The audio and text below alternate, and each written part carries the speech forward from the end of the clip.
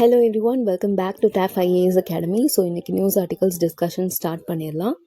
First and foremost article பாருங்கள். SC status only for Hindus, Buddhist, Sikhs. Top court. இது நமக்கு supreme court schedule caste status இருக்கு இல்லையா, அது வந்து ஹிந்துஸ், புத்திஸ்ட், சிக்ஸ் அந்த 3 ரிலீஜனுக்கு மட்டும்தான் பொருந்தும். அந்த 3 ரிலீஜன் மட்டும்தான் எஸ்சி ஸ்டேட்டஸ் கிளைம் பண்ண முடியும். மற்ற ரிலீஜன்ஸில் எஸ்சி ஸ்டேட்டஸ் கிளைம் பண்ண முடியாது அப்படின்னு சொல்லியிருக்காங்க. அண்ட் இந்த நியூஸ் பொறுத்த வரைக்கும் பார்த்தீங்கன்னா, நமக்கு இந்த பர்டிகுலர் எஸ்சி ஸ்டேட்டஸ்க்கு இந்த ஸ்கெடியூல்டு காஸ்ட் கான்ஸ்டியூஷன் ஆர்டர் 1950 இருக்கு இல்லையா, அதை தான் வந்து மேண்டேட் பண்ணியிருக்காங்க. அண்ட் இதில் பர்டிகுலர் கிளாஸான கிளாஸ் 3 என்ன சொல்லுது? No person who professes a religion different from Hinduism shall be deemed to be a member of SC. அதாவது ஹிந்துவிசமில் இருந்து மற்ற ரிலீஜனில் இருக்காங்க, ஹிந்துவிசம் தவிர்த்து மற்ற ரிலீஜனில் இருக்காங்கன்னா அவங்களுக்கு எஸ்சி ஸ்டேட்டஸ் கிடையாது அப்படின்றது நமக்கு 1950 கான்ஸ்டியூஷனல் ஆர்டர் ஸ்கெடியூல் காஸ்ட் ரிலேட்டடாக வந்திருந்தது, அதில் மென்ஷன் பண்ணியிருக்காங்க. அதுக்கப்புறம் 1956 இந்த கான்ஸ்டியூஷனல் ஆர்டரை கிளாஸ் 3 அமெண்ட் பண்ணி நமக்கு சீக் ரிலீஜனை இன்க்ளூட் பண்ணியிருப்பாங்க. ஓகே. அண்ட் அதுக்கப்புறம் நமக்கு புத்திசமையும் இன்க்ளூட் பண்ணியிருப்பாங்க. ஸோ ஆஸ் ஆஃப் நவ் நமக்கு இஸ்லாமை இன்க்ளூட் பண்ணவோ இல்லை கிறிஸ்டியானிட்டி இன்க்ளூட் பண்ணவோ எந்த ஒரு அமெண்ட்மெண்ட்டோ கொண்டு வரல. ஓகே. ஸோ இந்த 3 ரிலீஜனுக்கு மட்டுமே இந்த எஸ்சி ஸ்டேட்டஸ் பொருந்தும்னு சொல்லிட்டு இப்போ வந்து நமக்கு சுப்ரீம் கோர்ட் வந்து ஜட்ஜ்மெண்ட் கொடுத்துருக்காங்க. ஸோ இது என்ன கேஸ் பேக்ரவுண்ட் என்ன, இதனால் என்ன இம்பேக்ட் அப்படிங்கிறத நம்ம பார்க்கலாம். Okay. So first core verdict என்ன? எந்தெந்த இண்டிவிஜுவல்ஸ் ஹிந்துவிசம், சீக்கிசம், புத்திசம் இந்த 3 ரிலீஜனில் இருக்காங்களோ அவங்க மட்டும்தான் எஸ்சி ஸ்டேட்டஸ்க்கு எலிஜிபிள். ஓகே. இதுதான் சுப்ரீம் கோர்ட்டுடைய ஜட்ஜ்மெண்ட். இதனுடைய இம்மீடியட் கான்சிக்வன்ஸ் என்ன? அதாவது நமக்கு ஹிந்துவிசம்லேருந்தே சப்போஸ் அந்த பர்டிகுலர் இண்டிவிஜுவல் வந்து கிறிஸ்டியானிட்டிக்கு கன்வெர்ட் ஆயிருக்காங்க இல்லை இஸ்லாமுக்கு கன்வெர்ட் ஆயிருக்காங்க அப்படின்னா அப்பயே அவங்க கன்வெர்ட் ஆன அப்போவே they will lose their SC status. Okay. So it will result in the immediate and complete loss of SC status. புரிஞ்சுதா? இதுதான் இமீடியட் கான்சிக்வன்ஸ். ஓகே. அண்ட் இதை வந்து கிளாரிஃபையும் தெளிவாக பண்ணியிருக்காங்க. என்ன பண்ணியிருக்காங்க? ரிகார்ட்லெஸ் ஆஃப் பர்த், அதாவது அந்த பர்டிகுலர் இண்டிவிஜுவல் எஸ்சி ஸ்டேட்டஸில் தான் பிறந்தபோது இருந்தாலும் அவங்க இந்த ரிலீஜனுக்கோ இல்லை இந்த ரிலீஜனுக்கோ கன்வெர்ட் ஆகும் பட்சத்தில் அவங்க அந்த எஸ்சி ஸ்டேட்டஸை லூஸ் பண்ணுவாங்க, ஈவன் தோ பிறக்கும்போது எஸ்சியாக இருந்தாலும். ஓகே. ஸோ இதுதான் நமக்கு சுப்ரீம் கோர்ட் சொல்லியிருக்கிறது. அண்ட் இந்த ஜட்ஜ்மெண்ட் நமக்கு ஒரு இண்டிவிஜுவல், அதாவது இங்கே இருக்கு பாருங்க, சித்தாந்தா ஆனந்த் அப்படிங்கிறவர் ஹிந்து மடிகா கம்யூனிட்டியில் பிறந்திருக்காரு. ஓகே. ஸோ ஹிந்து மடிகா கம்யூனிட்டிங்கிறது ஒரு schedule caste category caste. Okay. SC பிரிவை சார்ந்தது. ஆனால் அதுக்கப்புறம் அவர் கிறிஸ்டியானிட்டிக்கு கன்வெர்ட் ஆகி பாஸ்டரும் ஆயிட்டாரு. ஓகே. ஸோ இப்போ பாஸ்டர் ஆனதுனால என்ன ஆகுது அப்படின்னா அவரை இன்னுமே வந்துட்டு அவரோட காஸ்ட் பேரை சொல்லி நிறையவே அட்டாக் பண்ணுறாங்க அப்படின்னு சொல்லி தான் வந்துட்டு நமக்கு என்ன கொடுத்துருப்பாங்கன்னா SC and ST prevention of atrocities act 1989 கீழே கேஸ் வந்து கொடுத்துருப்பாங்க. அப்போ என்ன சொல்லிடுறாங்க? இல்லை, நீங்கள் வந்து கிறிஸ்டியானிட்டிக்கு கன்வெர்ட் ஆகிட்டீங்க, you are no longer and SC person, நீங்கள் இந்த பர்டிகுலர் ஆக்ட் கீழே கேஸே கொடுக்க முடியாது அப்படின்னு சொல்லியிருப்பாங்க. அதுக்கு தான் வந்துட்டு அவரை சுப்ரீம் கோர்ட் அப்ரோச் பண்ணி இந்த மாதிரி நான் எஸ்சி தான் பிறந்தேன், ஆனால் இப்போ கிறிஸ்டியானிட்டி கன்வெர்ட் ஆகி பாஸ்டர் ஆகிட்டேன், ஆனால் என்னை வந்து இன்னும் வந்து என்னோட கேஸ்ட்டை வச்சு அட்டாக் பண்ணுறாங்க, அப்படிங்கிறப்போ என்னோட கேஸை எஸ்சி கீழே எடுத்துக்க மாட்டாங்க அப்படின்னு சொல்லி கேஸ் ஃபைல் பண்ணுறாங்க. அதுக்கு தான் சுப்ரீம் கோர்ட் வந்து இந்த ஜட்ஜ்மெண்ட் கொடுத்துட்டாங்க. SC status Hindus, Buddhist, Sikhs மட்டும்தான், கிறிஸ்டியானிட்டி கன்வெர்ட் ஆனவங்களுக்கோ இல்லை இஸ்லாம் கன்வெர்ட் ஆனவங்களுக்கோ கிடையாது அப்படிங்கிற ஒரு ஜட்ஜ்மெண்ட் கொடுத்துருக்காங்க. And this is purely based on this scheduled caste constitution order of 1950. Okay. Sorry. So legal basis புரியுதா? இதுக்கு என்ன legal basis? 1950 presidential order clause 3 interpret பண்ணி தான் எஸ்சி ஸ்டேட்டஸ் இந்த 3 ஸ்பெசிஃபைட் ரிலீஜனுக்கு மட்டும் அப்படின்னு சொல்லியிருக்காங்க. அண்ட் இந்த ரூலிங் எந்த case? Chinthada Anand versus state of Andhra Pradesh. Okay. புரியுதா? அண்ட் அப்சல்யூட் பார், இது வந்து கிளாஸ் 3 கேட்டகாரிக்கல் அண்ட் அப்சல்யூட் அப்படின்னு சொல்லிட்டு no exceptions for those practising other faiths, மற்ற ஃபெய்த்தில் இருக்கவங்களுக்கு எந்த விதமான எக்ஸப்ஷனும் கிடையாது அப்படின்னு சொல்லியிருக்காங்க. Okay. And loss of legal safeguards and benefits, இதனோட இம்பேக்ட் என்ன ஆகும்? Yes, no protection under SC act. புரிஞ்சுதா? முன்னாடி நமக்கு ஆனந்தோட கேஸில் என்னாச்சு? கேஸை வந்து prevention of atrocities SC and ST act கீழே எடுத்துக்கல. So they will lose the protection. அதாவது அந்த பர்சன் வந்து கிறிஸ்டியானிட்டிக்கோ இல்லை இஸ்லாமுக்கோ கன்வெர்ட் ஆகுறாங்க அப்படின்னா ஆட்டோமேட்டிக்காக வந்து they will lose their SC status. அப்படிங்கிறப்போ அந்த எஸ்சி ஆக்ட் கொடுக்குற ப்ரொடெக்ஷனும் வந்துட்டு they will lose it. And then reservation benefit அது நமக்கு எஜுகேஷனாக இருக்கட்டும், இல்லை எம்ப்ளாய்மெண்ட்டாக இருக்கட்டும், பொலிட்டிக்கல் சீட்ஸாக இருக்கட்டும், இது எல்லாமே அவங்களுக்கு டெர்மினேட் ஆயிரும். Okay. And professing versus identity, அதாவது கோர்ட் இந்த விஷயத்தில் என்ன சொல்லியிருக்குன்னா, one cannot sail on 2 boats அப்படின்னு சொல்கிறாங்க. அதாவது நம்ம ஸ்பிரிச்சுவல் பர்பஸ்க்காக நீங்கள் கிறிஸ்டியன்னு கிளைம் பண்ணுவீங்க, ஆனால் அதே நேரத்தில் நமக்கு எஸ்சி ஸ்டேட்டஸ் இருந்தால் நிறையா லீகல் பெனிஃபிட் கிடைக்குமே அப்படிங்கிறதுக்காக எஸ்சி ஸ்டேட்டஸையும் கிளைம் பண்ணுவீங்களா? So one cannot sail on 2 boats அப்படின்னும் சொல்லியிருக்காங்க. அண்ட் கோர்ட் ஃபர்தராக என்ன சொல்லியிருக்கு அப்படின்னா, கிறிஸ்டியானிட்டிலேயோ இல்லை இஸ்லாம்லேயோ இந்த மாதிரி காஸ்ட் பேஸ்டு டிஸ்கிரிமினேஷன்றது கிடையாது அப்படிங்கிறதையும் ஒரு விதமாக சொல்கிற மாதிரி இருக்குது இவங்களோட ஜட்ஜ்மெண்ட் அப்படிங்கிறது. சரி, அப்போது திருப்பி வந்து அவங்களோட பழைய ரிலீஜன் பழைய காஸ்ட்டுக்கே கன்வெர்ட் ஆகலாமா அப்படின்னு கேட்டிங்கன்னா ஆகலாம். பட் ஸ்ட்ரிக்ட் கண்டிஷன் இருக்குது. ஓகேயா? சப்போஸ் வந்துட்டு அவங்களுக்கு திருப்பி எஸ்சி ஸ்டேட்டஸ் வேணும் அப்படின்னு அந்த பர்டிகுலர் இண்டிவிஜுவல் நினைக்கிறாங்க அப்படின்னா அவங்க வந்து திருப்பி வந்து ரீகன்வெர்ட் ஆகலாம். அது வந்து இந்த 3 ரிலீஜனுக்குள்ளே இருக்கலாம், ஹிந்துயிசம், சிக்கிசம், புத்திசம் அப்படின்னு இருக்கலாம். பட் அதுக்கு ஒரு 3 கண்டிஷன் இருக்குது. ஃபஸ்ட்டு ஒரிஜினல் மெம்பர்ஷிப், அதாவது ஒரிஜினலாக வந்து அவங்க இந்த மாதிரி நோட்டிஃபைடு எஸ்சி பிரிவை சார்ந்தவங்க தான் அப்படிங்கிறத ப்ரூவ் பண்ணணும். ஓகே. அண்ட் 2வது போனஃபைட் ரீகன்வர்ஷன், இது வந்து நமக்கு வந்து unimpeachable evidence of genuine renunciation of the other faith and actual adoption of original caste customs, இது வந்து பண்ணணும். அண்ட் 3வது கம்யூனிட்டி அக்செப்டன்ஸ், அதாவது ஏன்னா ஒரு ரிலீஜன்லேருந்து இப்போ ஏலேருந்து பிக்கு கன்வெர்ட் ஆகுறாங்க, பிக்கு கன்வெர்ட் ஆகுறதுனால எஸ்சி ஸ்டேட்டஸ் போயிடுச்சு, நான் திருப்பி என்னோட எஸ்சி ஸ்டேட்டஸ் எனக்கு வேணும், அதனால் திருப்பி ஏகே கன்வெர்ட் ஆகுறேன் அப்படின்னு போகிறாங்க இல்லையா? அப்போ அந்த ஏ வந்து அக்செப்ட் பண்ணிக்கிறவங்கள ஜென்வனாக. ஸோ அந்த original caste community accept and assimilate them back into the fold, அது வந்து இருக்கணும் அப்படிங்கிறத இந்த 3 கண்டிஷனை ஸ்ட்ரிக்டாக சொல்லியிருக்காங்க. ஓகே. சரி, அப்போது நமக்கு ஹிந்துயிசம், சிக்ஸு, புத்திஸ்ட்டு இவங்க மட்டும்தான் அப்போ வந்துட்டு எஸ்சி ஸ்டேட்டஸ் கிளைம் பண்ண முடியுமா? அப்போ கிறிஸ்டியானிட்டி, இஸ்லாம்லாம் அப்போ கான்ஸ்டியூஷனில் அந்த பிரசிடென்ஷியல் ஆர்டர் 1950 அந்த கிளாஸ் 3 இன்க்ளூடே பண்ணலையே, அப்போ அதுக்கு ஏதாவது வாய்ப்பு இருக்கா அப்படின்னா சுப்ரீம் கோர்ட் அந்த விஷயத்தை டிரெக்டாக எங்கே விட்டுட்டாங்க? பார்லிமெண்ட் கிட்டே விட்டுட்டாங்க. அதாவது அவங்க லெஜிஸ்லேச்சரில் அகெயின் ஒரு அமெண்ட்மெண்ட் கொண்டு வந்து, ஏன்னா இனிஷியலாக 1950 கொண்டு வந்ததுலேயே நமக்கு ஹிந்துயிசம் மட்டும்தான் இருந்தது, கரெக்டாக? அதுக்கப்புறம் அகெயின் 1956 தான் கிளாஸ் 3 சேஞ்ச் பண்ணி மற்ற ரிலீஜனையும் இன்க்ளூட் பண்ணுறாங்க, அந்த சிக்கிசம் அண்ட் புத்திசம் அப்படின்னு சொல்லிட்டு. ஸோ அதே மாதிரி இப்பையும் அமெண்ட்மெண்ட்ஸ் கொண்டு வந்தாங்க அப்படின்னா அந்த 1950 ஆர்டரில் அமெண்ட்மெண்ட்ஸ் கொண்டு வந்தாங்க அப்படின்னா நமக்கு வந்து கிறிஸ்டியானிட்டி அண்ட் இஸ்லாமை இன்க்ளூட் பண்ணலாம். ஓகே. ஸோ 1956 அமெண்ட்மெண்ட் கொண்டு வந்து சீக்ஸை இன்க்ளூட் பண்ணாங்க, 1990 அமெண்ட்மெண்ட் கொண்டு வந்து புத்திஸ்ட்டை இன்க்ளூட் பண்ணாங்க. ஸோ இதுக்கப்புறம் ஃபர்தராக பார்லிமெண்ட் வந்து இன்னும் அமெண்ட்மெண்ட் கொண்டு வந்து இஸ்லாமையும் கிறிஸ்டியானிட்டியும் இன்க்ளூட் பண்ணுறாங்களான்றதை நம்ம பார்க்கணும். ஓகே. அண்ட் இதுக்காக நம்ம யூனியன் கவர்மெண்ட் கேஜி பாலகிருஷ்ணன் அப்படிங்கிறவங்களுடைய தலைமையில் ஒரு கமிஷன் வந்து ஆரம்பிச்சிருக்காங்க.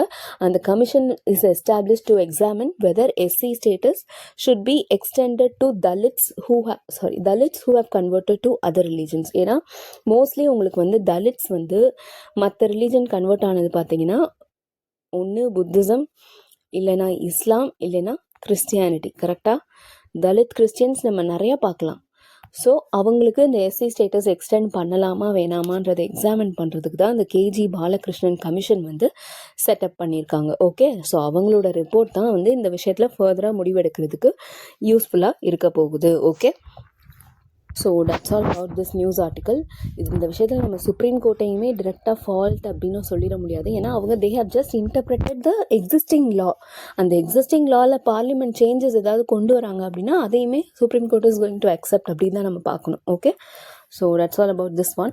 நெக்ஸ்ட் பாருங்கள், parliament may take an early break for elections. Okay, elections வருது, பொலிட்டிக்கல் லீடர்ஸ் அந்த பொலிட்டிக்கல் பார்ட்டிஸ் எல்லாம் வந்து கேம்பெயின்ஸ் கண்டக்ட் பண்ணுவாங்க.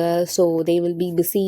ஏன்னா நமக்கு ஸ்டேட் அசம்பிளி எலெக்ஷன் எல்லாம் அவங்க வந்து கேம்பெயின்ஸ் இருக்கும் அப்படிங்கிறதுனால பார்லிமெண்ட் செஷன் இப்போ வந்து நமக்கு பட்ஜெட்டோடைய செகண்ட் ஃபேஸ் செஷன் போயிட்டுருக்கு இல்லையா.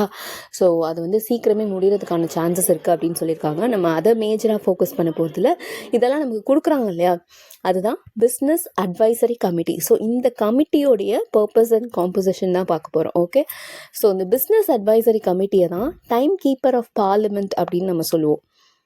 இதனுடைய பர்பஸ் என்ன? It recommends the allocation of time for the discussion of government legislative and other business to be brought before the house. So ஹவுஸினுடைய டைம் அலோகேஷன் தான் மேஜராக, லைக் கவர்மெண்ட் லெஜிஸ்லேட்டிவ் என்னென்ன business conduct பண்ணணும், எந்த டைமில் கண்டக்ட் பண்ணணும், இது எல்லாமே வந்து ரெக்கமெண்ட் பண்ணுறது. அண்ட் ஆஸ் ஆஃப் நவ் நம்ம ஆஸ் பர் நியூஸ் என்ன அண்டர்ஸ்டாண்ட் பண்ணுறோம், பார்லிமெண்ட் செஷன் எப்போ ஆரம்பித்து எப்போ முடியும், அண்ட் ஆல்சோ ஏர்லியாக முடிச்சிடலாம் அப்படிங்கிறத டிசைட் பண்ணுறதுமே இந்த பிஸ்னஸ் அட்வைசரி கமிட்டி தான். அண்ட் இதனுடைய காம்போசிஷன் பாருங்கள், லோக்சபா ராஜ்யசபா 2 ஹவுஸ்மே மெம்பர்ஸ் இருப்பாங்க. லோக்சபாவில் அதாவது 2 ஹவுஸ்லேயுமே செப்பரேட்டாக இந்த கமிட்டி இருக்கும். ஓகே, ஆஸ் ஆஃப் நவ் நமக்கு லோக்சபாவில் இருக்கக்கூடிய பிஸ்னஸ் அட்வைசரி கமிட்டி தான் சீக்கிரம் முடிஞ்சிரும் அப்படிங்கிற இது வந்து சொல்லியிருக்காங்க. ஓகே, ஸோ லோக்சபாவாக இருந்தால் அது வந்து ஸ்பீக்கர் தான் சேர்மன், 15 மெம்பர்ஸ் இருப்பாங்க. ஓகே, எல்லாருமே ஸ்பீக்கர் தான் நாமினேட் பண்ணுவாங்க. ராஜ்யசபாவில் இருக்கக்கூடிய business advisory committee is chaired by vice president. ஏன்னா அவங்க தான் நமக்கு ex official chairman of Rajya Sabha, கரெக்டாக. ஸோ அவங்க and then it consist of 11 members. And இதனுடைய ரெப்ரசன்டேஷன் பார்த்தீங்கன்னா எல்லா பார்ட்டிஸில் இருந்துமே அந்த ஹவுஸை ரெப்ரசன்ட் பண்ணுற ஹவுஸில் இருக்கக்கூடிய எல்லா பார்ட்டிஸில் இருந்து இருக்கக்கூடிய மெம்பர்ஸையுமே எடுத்திருக்காங்க. Okay, and it is purely consensus based approach to the parliamentary schedule. எப்படி வந்து அக்ரிமெண்ட் பேஸ்டாக தான் ஆல்மோஸ்ட் இருக்க போகுது. And it determines which bills or issues will be debated and for how long. So முன்னாடியே நம்ம பார்த்துட்டோம், பர்பஸ் வந்து டைம் அலோகேஷன் அப்படின்ட்டு. ஸோ எந்த லா எந்த பில் எவ்வளோ நேரம் டிஸ்கஸ் பண்ண போகிறோம், எவ்வளோ நேரம் டிபேட் நடக்க போகுதுங்கிறத டிசைட் பண்ணுறது. அண்ட் இந்த மாதிரி முன்னாடி நம்ம நியூஸில் பார்த்த மாதிரி என்னென்ன சேஞ்சஸ் இல்லைனா ஏர்லி அட்ஜார்ட்மெண்ட்ஸ் எலெக்ஷன் மூலமாக இந்த மாதிரி பண்ண போகிறாங்க அப்படிங்கிறது எல்லாமே டிசைட் பண்ணுது. அண்ட் டிசைட் இல்லை, டிஸ்கஸ் பண்ணி உங்களுக்கு ஒரு ரெக்கமெண்டேஷன் தான் கொடுக்க போகுது. End of the day authority அப்படிங்கிறது அந்த ஹவுஸ் அக்செப்ட் பண்ணது அதுக்கப்புறம் தான் வந்து அது வந்து ஃபார்மல் புல்லட்டினில் வரும். So its role is advisory only. So மேஜராக ரெக்கமெண்டேஷன் தான், நமக்கு டிஸ்கஷன் நடக்கும். ஓகே, இந்த டைமில் வந்து இந்த பில்லை டிஸ்கஸ் பண்ணலாம் அப்படிங்கிறது எல்லாமே வந்துட்டு நமக்கு அட்வைசரி தான். ஓகே, ரெக்கமெண்டேட்டரி தான். அண்ட் ஃபைனலாக வந்துட்டு அதை வந்து ஹவுஸ் அக்செப்ட் பண்ணணும். அதுக்கப்புறம் அது வந்து ஃபார்மல் புல்லட்டினில் வரணும். ஓகே, ஸோ இதுதான் business advisory committee. Next news பாருங்க, Lok Sabha passes new transgender bill as MP stage walk out. Yes, இது நம்ம transgender rights protection of rights act வந்து நம்ம முன்னாடியே கொண்டு வந்திருப்பாங்க, நம்ம பார்த்துருக்கோம். லைக் 2019 அந்த ஆக்ட் வந்து கொண்டு வந்தாங்க. பட் இப்போ அதில் ரீசெண்டாக சர்டன் அமெண்ட்மெண்ட்ஸ் கொண்டு வந்திருக்காங்க. அண்ட் அந்த அமெண்ட்மெண்ட்ஸ்க்கு ரொம்பவே டிரான்ஸ்ஜெண்டர் தரப்பில் சரி, லைக் ஆக்டிவிஸ்ட் தரப்பில் சரி, நம்ம பொலிட்டிக்கலியே ஈவன் நம்ம சிஎம் கூட வந்து அதுக்கு எதிர்ப்பு தெரிவிச்சிருப்பாங்க. ஸோ என்ன பிரச்சனை ஆக்சுவலி கொண்டு வந்திருக்க அமெண்ட்மெண்ட்டில், இப்போ அந்த பில்லை வந்து பாஸே பண்ணிட்டாங்க. So from self ID to regulation, இதுதான் ஃபர்ஸ்ட் அண்ட் ஃபார்மோஸ்ட் இஷ்யூ. அதாவது நமக்கு நால்சா ஜட்ஜ்மெண்ட் 2014 வந்தப்போ சுப்ரீம் கோர்ட் என்ன சொல்லியிருப்பாங்க, right to self identify one's gender is a fundamental part of right to life and personal privacy or liberty. இது வந்து article 21 கீழே வரும் அப்படின்னு சொல்லியிருப்பாங்க. அதாவது என்னோட ஜெண்டரை நான் ஐடென்டிஃபை பண்ணி நான் சொல்கிறேன், right to self identify one's gender, இது வந்து ஃபண்டமெண்டல் ரைட் அண்டர் ஆர்டிகல் 21 நமக்கு சுப்ரீம் கோர்ட் நால்சா ஜட்ஜ்மெண்ட்டில் சொல்லியிருப்பாங்க. அண்ட் 2019 ஆக்ட்லேயே கொண்டு வரும்போது என்ன சொல்லியிருப்பாங்கன்னா, சர்டிஃபிகேட் ஆஃப் ஐடென்டிட்டி அப்படின்னு சொல்லிட்டு நீங்கள் டிஎம் டிஸ்ட்ரிக்ட் மேஜிஸ்ட்ரேட் கிட்ட போய் வாங்கிட்டு வாங்க அப்படின்னு சொல்லியிருப்பாங்க. ஸோ ஒரு பர்சன் வந்து டிரான்ஸ்ஜெண்டராக மாறுறாங்க அப்படின்னா அவங்க வந்து ஒரு சர்ஜரி அண்டர்கோ பண்ணுறாங்கன்னு வச்சுக்கோங்களேன், லைக் மேலாக இருந்தால் ஃபீமேலாக மாறுறதுக்கோ இல்லை ஃபீமேலாக இருந்தால் மேலாக மாறுறதுக்கோ அவங்க வந்து இந்த சர்டிஃபிகேட்டை அந்த டிஸ்ட்ரிக்ட் மெஜிஸ்ட்ரேட் கிட்டேருந்து வாங்கணும் அப்படின்னு இந்த ஆக்ட் வந்து சொல்லுச்சு. அப்போவே இதுக்கே நிறையா எதிர்ப்பு வந்துச்சு. டிஸ்ட்ரிக்ட் மெஜிஸ்ட்ரேட் வந்து எதுக்கு ஒரு தேர்ட் பர்சன் என்னோட ஜெண்டரை வந்து ஐடென்டிஃபை பண்ணி சர்டிஃபிகேட் கொடுக்கணும் அப்படின்னு சொல்லிட்டு. பட் இப்போது 2026 என்ன இந்த அமெண்ட்மெண்ட்டில் பண்ணியிருக்காங்க, செல்ஃப் ஐடென்டிஃபிகேஷனே இந்த பிரின்சிபலே விட்டுட்டு ஒரு purely clinical and regulated approach. அது என்ன பண்ணுறாங்க அப்படின்னா, ஒரு medical board, mandatory medical boards, ஒரு மெடிக்கல் போர்டை வச்சு ஒரு இண்டிவிஜுவலுடைய ஜெண்டரை டிட்டர்மின் பண்ணுறது. Okay, so it introduces a compulsory examination by a medical board to determine an individual's gender identity. புரியுதா? ஸோ அந்த செல்ஃப் டிட்டர்மினேஷன் அப்படிங்கிற கிளாஸே அந்த பர்சனுடைய like right to declare one's identity அப்படின்னு சொல்லி பார்த்தோம் இல்லையா நால்சா ஜட்ஜ்மெண்ட்டில், அதையே அந்த ப்ரொவிஷனே ரிமூவ் பண்ணிவிட்டு, இல்லை நீங்களாம் எதுவும் டிசைட் பண்ணக்கூடாது, நாங்கள் ஒரு மெடிக்கல் போர்டு வச்சு நாங்கள் உங்களோட ஜெண்டரை எக்ஸாமின் பண்ணி நாங்கள் டிசைட் பண்ணி சொல்கிறோம் அப்படின்னு மேண்டேட்ரி மெடிக்கல் போர்ட்ஸை இந்த ப்ரொவிஷன் இந்த பில்லில் ஒரு ப்ரொவிஷனாக கொண்டு வந்திருக்காங்க. ஓகே, அண்ட் இது நமக்கு யூனியன் மினிஸ்டர் என்ன சொல்லியிருக்காங்க அப்படின்னா, இல்லை இந்த பில் வந்து ஃபோர்ஸ்டு கன்வர்ஷன் ஆர் ஃபோர்ஸ்டு டிரான்சிஷனை வந்து ப்ரிவெண்ட் பண்ணுறதுக்காக தான் கொண்டு வந்திருக்கோம். லைக் யாராவது ஒரு அடல்ட் பர்சனையோ இல்லை ஒரு சைல்டு, ஒரு குழந்தையவோ ஃபோர்ஸ் பண்ணி ஒரு ஹார்மோன் தெரப்பி மூலமாகவோ இல்லை அந்த மாதிரி சர்ஜரி பண்ணியோ ஃபோர்ஸ் பண்ணி அவங்க ஜெண்டர் மாற்றுறதை தடுக்கிறதுக்காக தான் இந்த ஆக்ட் வந்து கொண்டு வந்திருக்கோம் அப்படின்னு சொல்கிறாங்க. பட் இது வந்து எந்த தரப்பினருக்குமே ஏற்புடையதாக அல்ல. ஏன்னா இது வந்து ஒரு தேர்ட் பர்சன் கொண்டு வருது. ஏன்னா இது ஆர்டிகல் 21 டிரெக்டாக வயலேட் பண்ணுது. Self identity, right to self identify one's gender அப்படிங்கிறதையே வயலேட் பண்ணுது அப்படிங்கிறது தான் எல்லாருக்குமே இஷ்யூவாக இருக்குது. ஓகே, பட் நமக்கு யூனியன் தரப்புலேருந்து என்ன வருது, இல்லை ஃபோர்ஸ்டு கன்வர்ஷனை தடுக்கிறதுக்காக, ஃபோர்ஸ்டு டிரான்சிஷனை தடுக்கிறதுக்காக தான் இந்த ஆக்ட் கொண்டு வந்திருக்கோம் அப்படின்னு சொல்கிறாங்க.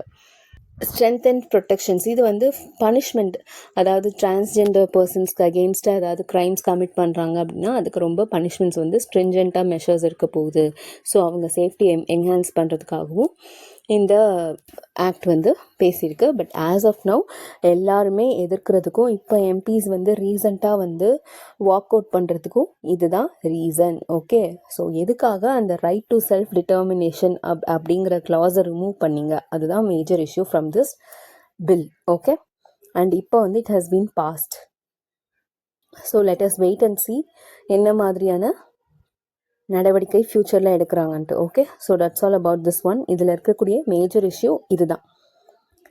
Next SC flags long term bias against women in the armed forces. Okay, இது வந்து நமக்கு ஆல்ரெடி 2020 பபிதா புன்யா வந்து கேஸ் வந்து நம்ம படிச்சிருப்போம். அப்போவே வந்துட்டு சுப்ரீம் கோர்ட் வந்து ஜட்ஜ்மெண்ட் கொடுத்துருப்பாங்க. இந்த மாதிரி விமனுக்குமே வந்துட்டு பெர்மனன்ட் கமிஷனில் வந்துட்டு போஸ்டிங் கொடுக்கணும் அப்படின்னு. இது என்ன கேஸ் ஆக்சுவலி எங்கே ஆரம்பிக்குது அப்படின்னா, ஃபர்ஸ்ட் ஆஃப் ஆல் இந்தியன் ஆர்மியில் விமனை இன்க்ளூட் பண்ணுறது, அதாவது விமன் ஆஃபீஸர்ஸ் இந்தியன் ஆர்மியில் இன்க்ளூட் பண்ணது அப்படின்றது நமக்கு 1992 தான் ஸ்டார்ட் ஆகிருக்கும். ஓகே, ஸோ 1992 ஸ்டார்ட் ஆனப்போ அவங்களுக்கு வந்து என்ன சொல்லியிருந்தாங்கன்னா, நீங்கள் வந்து ஒரு சில பிரிவுகளில் மட்டும் 5 வருஷம் ஒர்க் பண்ணிக்கலாம், 5 இயர் டேர்ம் மாதிரி ஒர்க் பண்ணலாம், அதுவுமே எல்லா ஸ்ட்ரீம்லையும் லைக் இன்ஃபென்ட்ரியிலலாம் விமன் வந்து இன்க்ளூட் பண்ணலை.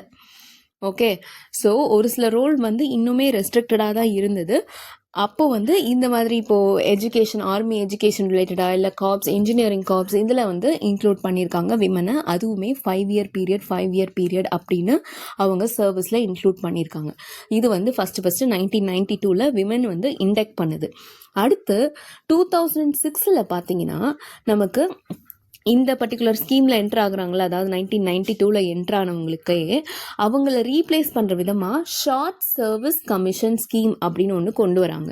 அதாவது இந்த 1992 ஒர்க் பண்ணுறாங்க இல்லையா, அந்த ஸ்கீமில் ஜாயின் பண்ணி ஒர்க் பண்ணவங்களுக்கு இந்த ஸ்கீமில் வந்து சேர்ந்துக்கலாம். ஷார்ட் சர்வீஸ் கமிஷன் ஸ்கீமில் வந்து சேர்ந்துக்கலாம் அப்படிங்கிற ஒரு ஆப்ஷனையும் விடுறாங்க. சப்போஸ் இந்த ஷார்ட் சர்வீஸ் கமிஷன் எடுத்துக்கிட்டிங்கன்னா மென் இருக்காங்க அப்படின்னா அவங்க வந்து நார்மலாகவே 10 இயர்ஸ் ஒர்க் பண்ணுவாங்க. அண்ட் அது வந்து மேக்ஸிமம் நமக்கு 14 இயர்ஸ் வரைக்கும் எக்ஸ்டெண்ட் பண்ணிக்கலாம். அண்ட் மென்னுக்கு பெர்மனன்ட் கமிஷனுக்கு ஷிஃப்ட் ஆகிறதுக்கான ஆப்ஷனுமே இருந்தது. அதாவது மென் வந்து பெர்மனன்ட் கமிஷனில், அதாவது பர்மனெண்ட்டாக வந்து அந்த பர்டிகுலர் போஸ்டிங்கில் இருக்கணும் அப்படிங்கிறதுக்கு ஆப்ட் பண்ணிக்கிறதுக்கான ஆப்ஷன் இருந்தது. பட் விமனுக்கு அந்த ஆப்ஷன் கிடையாது. என்ன ரீசன், என்ன கிரவுண்ட் சைட் பண்ணாங்க? மேரேஜ். ஓகே, விமனோட கெரியர் பிரேக் ஆகுது அந்த இடத்துல, புரியுதா? ஸோ விமனுக்கு அந்த பெர்மனன்ட் கமிஷனுக்கு ஆப்ட் ஆகுறது அப்படிங்கிறது ஆப்ஷன் கிடையாது. இந்த பெர்மனன்ட் கமிஷனுக்கு ஆப்ட் ஆகுறது அப்படி என்ன அப்படின்னா அதில் நமக்கு லாங் டேர்ம் சர்வீஸ் கிடைக்கும், ஒரு ப்ராப்பர் கெரியர் க்ரோத் கிடைக்கும், அண்ட் ஆல்சோ பென்ஷனரி பெனிஃபிட்ஸ் அப்படிங்கிற ஒன்று கிடைக்கும். ஸோ இந்த ஆப்ஷன் எல்லாருமே யாருக்கு அவைலபிளாக இருந்தது? மென்னுக்கு வந்து இது வந்து ஆப்ஷனாகவே அவைலபிளாக இருந்தது. பட் விமன் ஆஃபீஸர்ஸ்க்கு கிடையாது. ஸோ இப்போ தான் நமக்கு supreme court judgment 2020 already Babita Puniya கேஸில் அதான் சொல்லியிருப்பாங்க, விமனையும் பெர்மனன்ட் கமிஷன் வந்து இன்க்ளூட் பண்ணுங்க, they also deserve pensionary benefits. And இது வந்து 3 சர்வீஸ்லையுமே நடக்கணும், ஆர்மி, நேவி, ஏர்ஃபோர்ஸ் 3லையுமே நடக்கணும் அப்படிங்கிறத சொல்லியிருப்பாங்க. அண்ட் அதே ரூலிங் தான் இப்பயுமே வந்துட்டு சுப்ரீம் கோர்ட் வந்து they have upheld the same judgment or ruling. Okay, so women ஆஃபீஸர்ஸ்க்கு வந்து இந்த லாங் டேர்ம் கெரியர் பார்த்து என்ஷூர் பண்ணாமல் அவங்களுக்கு வந்து சர்டன் கிரவுண்ட்ஸில் வந்து அவங்கள ரெஸ்ட்ரிக்ட் பண்ணி வைக்கிறதுங்கிறது creating an unequal playing field அப்படின்னு சொல்லியிருக்காங்க. அண்ட் ஆல்சோ அவங்களுடைய ஃபண்டமெண்டல் ரைட்டான right to equal opportunity, treatment and dignity for women in யூனிஃபார்மை வந்து வயலேட் பண்ணுது அப்படிங்கிறதையும் சொல்லியிருப்பாங்க. ஓகே, ஸோ புரிஞ்சதா? எங்கேருந்து ஜேர்னி ஸ்டார்ட் ஆகி எவ்வளோ வருஷம் கழித்து விமனுக்கு வந்து இந்த பெர்மனன்ட் கமிஷனில் இடம் கிடைக்குது அப்படிங்கிறது. ஸோ மென்னுக்கு ஈக்குவலாக விமனுமே இத்தனை வருஷம் சர்வீஸ் பண்ணியிருக்காங்க அப்படின்னா அவங்களுமே அந்த பெர்மனன்ட் கமிஷனுக்கு ஆப்ட் பண்ணிக்கலாம். ஓகே, அண்ட் நம்ம முன்னாடியே பார்த்தோம், சப்போஸ் இந்த ஷார்ட் சர்வீஸ் கமிஷன் ஸ்கீமில் ஃபஸ்ட்டு மென் இருக்காங்கன்னா அவங்க 10 இயர்ஸ் சர்வ் பண்ணலாம். அதுக்கப்புறம் அது வந்து 14 இயர்ஸ்க்கு, அதாவது எக்ஸ்ட்ரா 4 இயர்ஸ்க்கு வந்து எக்ஸ்டெண்ட் பண்ணிக்கலாம். அதுக்கப்புறம் they have an option to choose permanent commission. But விமனுக்கு அந்த பெர்மனன்ட் கமிஷன் ஆப்ஷன் கிடையாது. அதுக்காக என்ன பண்ணுறாங்க அப்படின்னா அந்த ஷார்ட் சர்வீஸ் கமிஷனில் இருக்கக்கூடிய விமன் ஆஃபீஸர்ஸ்க்கு ருட்டீனாகவே, அதாவது ரெகுலராகவே ஆவரேஜ் ஆர் மிட்லிங் ஸ்கோர்ஸ் தான் அவங்களுடைய ஆனுவல் கான்ஃபிடென்ஷியல் ரிப்போர்ட்ஸில் கொடுத்துருக்காங்க. ஓகே, ஏன்னா அவங்களுக்கு அபோவ் ஆவரேஜ் ஸ்கோர் கொடுத்தா தானே உங்களுக்கு வந்து அடுத்த கெரியரில் அடுத்த கட்டத்துக்கோ அடுத்த க்ரோத்துக்கோ அடுத்த டெவலப்மெண்டல் ஸ்டேஜுக்கோ போகணுன்ற இது இருக்கும். So they were regularly or routinely assigned average or middling scores. And also lack of incentives. அதாவது அந்த விமன் ஆஃபீஸர்ஸை அசஸ் பண்ணுறாங்க இல்லையா, அவங்களுக்கு கொடுக்கப்பட்ட அந்த கிரேடிங் பார்த்தீங்கன்னா ரொம்ப கேஷுவலாக, லைக் ஏன்னா அவங்களுக்கு எந்த விதமான எக்ஸ்பெக்டேஷனும் இருக்க போகிறது கிடையாது இல்லையா. அவங்க என்ன பெர்மனன்ட் கமிஷன் சீக் பண்ண போகிறாங்களா, லைக் பெர்மனன்ட் கமிஷனுக்கு வந்து நம்ம சூஸ் பண்ணிடணும், அதுக்காக நம்ம வந்து இன்னும் நல்லா ஒர்க் பண்ணணும், எந்த ஒரு இதுவும் அவங்களுக்கும் இருக்க போகிறது கிடையாது. நம்ம வந்து சும்மா கேஷுவலாக அவங்களுக்கு கிரேடிங் கொடுக்கலான்றது தான் அந்த அசஸிங் ஆஃபீஸர்ஸ்க்குமே இருந்திருக்கு. So this shows lack of incentive for women employees. தெளிவாக தெரியுதா? So it's a clear discrimination இல்லையா. ஸோ சிஸ்டமிக்காகவே வந்துட்டு அந்த லோ கிரேட்ஸ் தான் வந்துட்டு விமன் ஆஃபீஸர்ஸை அடுத்த கட்டத்துக்கு போக விடாமே தடுக்கிற மாதிரி ஆயிடுச்சு. எஸ், அவங்க மேல் கவுண்டர் பாஸ்க்கு ஈக்குவலாக அந்த பெர்மனன்ட் கமிஷன் ஸ்லாட்ஸுக்கு போட்டி போட முடியாமையே இருக்குது. ஏன்னா அவங்களுக்கு எப்பயுமே எப்படி பார்த்தாலும் அவங்களுக்கு லோ கிரேட்ஸ் தான் கொடுக்க போகிறாங்க, எப்படி பார்த்தாலும் அவங்களுக்கு வந்து ஆவரேஜ் ஸ்கோர்ஸ் தான் கொடுக்க போகிறாங்க. ஸோ அவங்களால அவங்க மேல் கவுண்டர் பார்ட்ஸோட கம்பீட்டே பண்ண முடியாத ஒரு சிச்சுவேஷன். ஓகே, இதுதான் major issue. And constitutional application பொறுத்த வரைக்கும் சுப்ரீம் கோர்ட் வந்து ரொம்ப தெளிவாக சொல்லிட்டாங்க, இது வந்து not a choice. Okay, so அந்த எஸ்எஸ்சியில் அந்த ஷார்ட் சர்வீஸ் கமிஷன் ஸ்கீமில் இருக்கக்கூடிய விமன் ஆஃபீஸர்ஸுக்கு அந்த பெர்மனன்ட் கமிஷனுங்கிறது கான்ஸ்டியூஷனல் ஆப்ளிகேஷன். நீ உங்களுடைய அட்மினிஸ்ட்ரேட்டிவ் டிஸ்க்ரெஷன் கிடையாது, இட்ஸ் யுவர் கான்ஸ்டியூஷனல் டியூட்டி அப்படிங்கிறத தெளிவாக எடுத்து சொல்லிட்டாங்க. Okay, and shield rejected. என்ன ஷீல்டு இது சொல்கிறாங்க அப்படின்னா,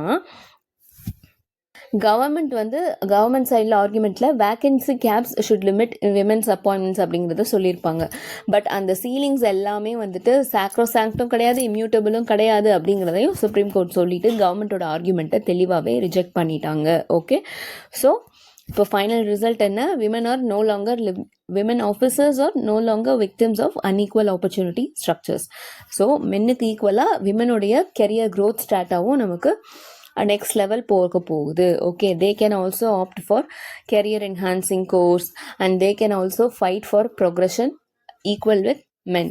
ஓகே, அண்ட் இது ரிலேட்டடான கேஸ் நமக்கு இந்த நியூஸ் ஆர்டிக்கலில் கவர் பண்ணல, but I am telling you it is Babita Punya case of 2020. Okay, so exam ரிலேட்டடாக நீங்கள் இதை தான் ரெஃபர் பண்ணணும். ஓகே,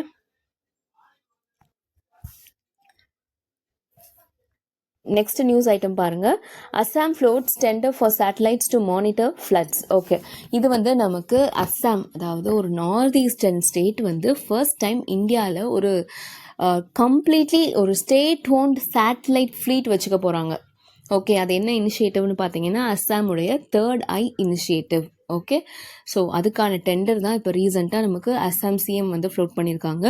ஸோ ஆல்மோஸ்ட் ஒரு 5 சேட்டலைட்ஸை லோ எர்த் ஆர்பிட்டில் வைக்கணும் அப்படிங்கிறதுக்கான ஒரு டெண்டர். ஓகே, கான்ஸ்டலேஷன்னாலே உங்களுக்கு குரூப் தான். ஓகே, ஸோ ஒரு group of 5 satellites at low earth orbit.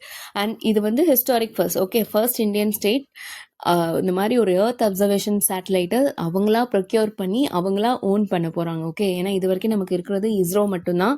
And இஸ்ரோவுடைய commercial wing தான் நமக்கு new space India limited. Okay, so அது மூலமாக நமக்கு ப்ரைவேட் ஆர்டர் எடுத்து பண்ணுறோம், எல்லாம் பண்ணுறோம். பட் அஸ் எ ஸ்டேட்டாக நமக்கு இந்த மாதிரி ஒரு ப்ரைவேட் ஒரு டெண்டர் விட்டு இந்த மாதிரி 5 சேட்டலைட்ஸை வந்து லோ எர்த் ஆர்பிட்டில் வைக்கணும் அப்படின்னு சொல்லிட்டு வந்திருக்கிறது வந்து ஃபர்ஸ்ட் அண்ட் ஃபார்மோஸ்ட்டாக அஸ்ஸாம் தான். ஓகே, ஸோ இந்த ப்ராஜெக்ட் வந்து 2025-26 அவங்களுடைய ஸ்டேட் பட்ஜெட்டில் அனௌன்ஸ் பண்ணியிருக்காங்க. அண்ட் அதனுடைய எக்ஸ்பிரஷன் ஆஃப் இன்ட்ரெஸ்ட், அதாவது அந்த ஃபர்ஸ்ட் லெவல் இன்ட்ரெஸ்ட் ப்ராஜெக்டில் இன்ட்ரெஸ்ட் இருக்குது அப்படின்னு சொல்லி இது பண்ணுவாங்க இல்லையா, அது வந்து இஷ்யூ பண்ணது வந்து 16th March 2026. ஓகே, ஸோ இதனுடைய மேஜர் எய்ம் என்ன அப்படின்னு பார்த்தீங்கன்னா, aim or objectives. Okay, first and foremost பார்த்தீங்கன்னா ஃப்ளட் மேனேஜ்மெண்ட். உங்களுக்கே தெரியும் அஸ்ஸாம் பொறுத்த வரைக்கும் பிரம்மபுத்திரா ஃப்ளட்ஸ்னால அதிகமாக அஃபெக்ட் ஆகக்கூடியது. கரெக்டாக ஃப்ளட் ப்ரோன் ஏரியா. ஸோ அந்த ஏரியாஸ் எல்லாம் ஹை ரெசல்யூஷன் மேப்பிங் கீழே கொண்டு வரணும் அப்படிங்கிறது ஃபர்ஸ்ட் அண்ட் ஃபார்மோஸ்ட் அப்ஜெக்டிவாக இருக்குது. ஓகே, ஏன்னா அங்கெல்லாம் அந்த வாட்டர் லெவல்ஸ் பார்த்தீங்கன்னா வித்தின் ஹவர்ஸ் வந்து சேஞ்ச் ஆகும். அண்ட் உங்களுக்கே தெரியும் பிரம்மபுத்திராவோட ஸ்ட்ரக்சரே பார்த்தீங்கன்னா பிரைடட் வேலியாக இருக்கும். கரெக்டாக braided river. And it's a long river. நமக்கு அந்த சிட்டி ஃபுல்லாகவே கவர் ஆகிற மாதிரி இருக்கும். சாரி, அந்த ஸ்டேட் ஃபுல்லாகவே நிறைய சிட்டிஸ் கவர் ஆகிற மாதிரி ஃப்ளோ ஆகக்கூடியது. ஸோ அந்த அஸ்ஸாம் ஃப்ளட்ஸுங்கிறது நமக்கு வருஷம் இல்லைன்னா அடிக்கடி ஃப்ரீக்வெண்ட்டாக, ஏன்னா நிறைய நம்ம நியூஸில் பார்த்துருப்போம். காசிரங்கா நேஷனல் பார்க் ஃப்ளட் ஆயிடுச்சு, ரைனோஸ் எல்லாம் தண்ணியில் மிதந்துட்டு வருது, பார்த்துருக்கோமா? ஸோ அதை ஹேண்டில் பண்ணுறதுக்காக இந்த சேட்டலைட்ஸ் வந்து லான்ச் பண்ணுறாங்க. அண்ட் ஸ்கேனிங் ஃப்ரீக்வன்சி அப்படிங்கிறது பார்த்தீங்கன்னா அந்த பர்டிகுலர் லொக்கேஷனே, அதாவது அந்த கிரவுண்ட் லொக்கேஷனே எவ்ரி ஃபியூ ஹவர்ஸ் ஸ்கேன் பண்ணணும் அப்படிங்கிறதும் ஒரு மேஜர் எய்மாக இருக்குது. And apart from that all weather vision. Okay, ஏன்னா அஸ்ஸாம் பொறுத்த வரைக்கும் நமக்கு க்ளவுட் கவர் வந்து ரொம்ப ஹெவியாக இருக்கும். ஸோ சேட்டலைட்ஸ் வந்து அதையும் இன்டர்பிரேட் பண்ணி வரணும். அந்த seeing through clouds and darkness இருக்குது இல்லையா, ஸோ மேலேருந்து நமக்கு ஃபோக்கஸ் வந்து அந்தளவுக்கு இருக்கணும். கிரவுண்டை வந்து நம்ம ஃபோக்கஸ் பண்ணணும். அந்த ஹெவி க்ளவுட் கவரை தாண்டி கிரவுண்டை வந்து நம்ம ஃபோக்கஸ் பண்ணணும் அப்படின்னா அந்த சேட்டலைட்டில் யூஸ் பண்ணக்கூடிய ரேடார் வந்து சிந்தட்டிக் அப்பர்ச்சர் ரேடாராக தான் இருக்கணும். ஓகே, அதுதான் வந்துட்டு நமக்கு கிளவுட்ஸை தாண்டி நமக்கு கிரவுண்ட் லொக்கேஷனை வந்து டிடெக்ட் பண்ணி ஸ்கேன் பண்ணக்கூடியது. ஓகே, அண்ட் மேஜர் எய்ம் என்னன்னு நம்ம பார்த்துட்டோம். Okay, so strategic and environmental mandate. Strategic mandate அப்படின்றது இந்த இடத்துல நமக்கு border security related, national security related. ஏன்னா நமக்கு அஸ்ஸாம், நம்ம நார்த் ஈஸ்டர்ன் ஸ்டேட்ஸ் அப்படின்னு பார்த்துட்டாலே one of the major issues that they face is what? Infiltration. கரெக்டா? கிராஸ் பார்டர் டெரர் ஆக்டிவிட்டீஸ் இருக்கா? இந்த இஷ்யூ இருக்கா? ஸோ இதை டேக்கிள் பண்ணணும் அப்படிங்கிறப்போ அந்த சிஎம் என்ன சொல்கிறாங்க அப்படின்னா, ட்ரெடிஷ்னல் ஃபென்சிங் மட்டும் பத்தாது. ஏன்னா ஸ்டேட்டில் இருக்கக்கூடியது river and borders, porous borders. So அதை வந்து நம்ம ஃபென்சிங் என்னதான் ஃபென்ஸ் பண்ணாலும் நம்ம வந்து வெளியிலேருந்து வரக்கூடிய ஆட்களை டிடெக்ட் பண்ண முடிய மாட்டேங்குது. ஸோ சேட்டலைட் மானிட்டரிங்கிறது ரொம்ப ரொம்ப முக்கியமான ஒன்றா இருக்குது. So that we can achieve an infiltration free Assam. அதுக்கும் இந்த சேட்டலைட் கான்ஸ்டலேஷன் வந்து ரொம்ப யூஸ்ஃபுல்லாக இருக்கும் அப்படிங்கிறத சொல்லியிருக்காங்க. அண்ட் நேஷனல் செக்யூரிட்டின்னு இந்த இடத்துல வந்து எதை சொல்கிறாங்க? எஸ், நமக்கு லொக்கேஷன் எப்படி இருக்கும் அஸ்ஸாம்க்கு? எஸ், இந்த பக்கம் நமக்கு சிலிகுரி, காரிடார் இருக்கா, சிக்கன்ஸ் நெக் அப்படின்னு சொல்லுவோமா? எஸ். அதுக்கப்புறம் தான் நமக்கு அஸ்ஸாம் ஸ்டேட் ஆரம்பிக்கும். ஸோ அந்த இடத்துல சர்veillance வந்து அதிகப்படுத்தணும் அப்படிங்கிறது. இது வந்து 2, அதாவது யூனியன் கவர்மெண்ட்டோட மேண்டேட்டும் அதுதான், ஸ்டேட் கவர்மெண்ட்டோட மேண்டேட்டும் அதுதான். ஸோ நேஷனல் செக்யூரிட்டி என்ஷூர் பண்ணுறதுக்கான ஒரு மெஷராகவும் இந்த சேட்டலைட் கான்ஸ்டலேஷன் இருக்கும் அப்படிங்கிறது. அண்ட் என்விரான்மெண்டல் ப்ரொடெக்ஷன் அப்படிங்கிறது இந்த இடத்துல 2 விஷயம் இருக்குது. ஒன்று, நம்ம காசிரங்கா நேஷனல் பார்க்கில் நம்ம ரிவர் ஃப்ளட் ஆகிற டைமில் அதை ப்ரொடெக்ட் பண்ணணும் அப்படிங்கிறது இருந்தாலும், இன்னொன்று அங்கே இருக்கக்கூடிய போச்சிங் ஆக்டிவிட்டீஸ். ஏன்னா ரைனோஸை ஹண்டிங் பண்ணுறாங்களா, போச் பண்ணுறாங்களா? எஸ், நிறைய இஷ்யூஸ் பார்க்குறோமா அவங்களுடைய ஹார்ன்ஸ்க்காக. 1 ஹார்ன்ட் ரைனோஸ் தானே காசிரங்காவில் நிறைய பாப்புலேஷன் இருக்குது. அந்த ஹார்ன்ஸை போச்சிங் ஆக்டிவிட்டீஸ் அதை தடுக்கிறதுக்கு, அதை மானிட்டர் பண்ணுறதுக்கு, அண்ட் ஆல்சோ உங்களுக்கே தெரியும் ட்ரக் டிராஃபிக்கிங் ரூட்டாகவும் நார்த் ஈஸ்டர்ன் ஸ்டேட்ஸ் வந்து மோஸ்ட்லி பயன்படுத்துகிறாங்க. Yes, what do we have there? Golden triangle இருக்கா நமக்கு, proximity to golden triangle. So that could என்ன சொல்கிறது, நமக்கு வந்து ட்ரக் டிராஃபிக்கிங் ரூட்டாக வந்து நமக்கு அஸ்ஸாம் வந்து செயல்படக்கூடாது. ஸோ அதை மானிட்டர் பண்ணுறதுக்காகவும் நமக்கு இந்த பர்டிகுலர் கான்ஸ்டலேஷனுக்கு நம்ம அஸ்ஸாம் சிஎம் வந்து எய்ம் பண்ணிட்டு இருக்காங்க. ஓகே, ஸோ இதில் நிறைய பெனிஃபிட்ஸும் இருக்குன்னு பார்க்குறோம். ஸோ லெட் அஸ் see எந்த ப்ரைவேட் செக்டர் ஆர் எந்த கம்பெனி வந்து நமக்கு முன் வராங்க இந்த மிஷனை எடுத்து பண்ணுறதுக்கு. இந்த ப்ராஜெக்ட் வந்து எப்படி கன்க்ளூட் ஆகுது, அண்ட் ஆல்சோ ஃப்யூச்சரில் எப்படி ஃபங்க்ஷன் ஆகுது, மற்ற நார்த் ஈஸ்டர்ன் ஸ்டேட்ஸும் இதை வந்து எடுத்து பண்ணுறாங்களா, இல்லை southern states or northern states இதில் ஏதாவது கான்சென்ட்ரேட் பண்ணுறாங்களா அப்படிங்கிறத நம்ம வெயிட் பண்ணி பார்க்கலாம். Okay, so that's all about this. Next பாருங்க, Israel to take control of security zone up to Litani in Lebanon. Okay, so நமக்கு தெரியும் யூஎஸ் இஸ்ரேல் ஈரானை அட்டாக் பண்ணுறாங்க, கரெக்டா? அண்ட் ஈரான் வந்துட்டு யூஎஸ் உடைய இஸ்ரேல் அட்டாக் பண்ணுறாங்க, அண்ட் யூஎஸ் உடைய மிலிட்ரி பேசஸ் இருக்கக்கூடிய கல்ஃப் கண்ட்ரீஸ் எல்லாத்தையும் அட்டாக் பண்ணுறாங்க. பட் லெபனன் எங்கேருந்து வந்தது? எஸ், எதுக்காக இஸ்ரேல் வந்து ஈரானை எந்த அளவுக்கு தாக்குதல் பண்ணுறாங்களோ அதே அளவுக்கு தீவிரமான தாக்குதலை லெபனன் மேலே நடத்துகிறாங்க.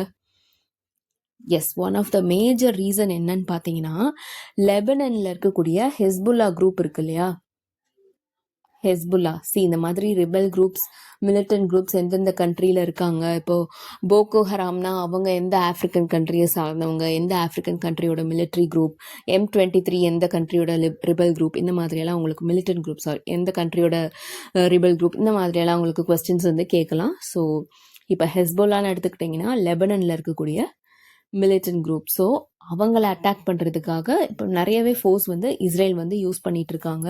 ஸோ இப்போ தான் ரீசெண்டாக வந்துட்டு இந்த மாதிரி லிட்டானி ரிவர் இருக்கிற இடத்துக்கு வரைக்கும் நம்ம வந்து கண்ட்ரோல் எடுக்க போகிறோம் அப்படின்னு அனௌன்ஸ் பண்ணியிருக்காங்க. ஸோ எதுக்காக அப்படின்னா, Israel thinks Lebanon is used by Iran as their proxy. So ஈரானுடைய ப்ராக்சியாக லெபனன் செயல்படுது.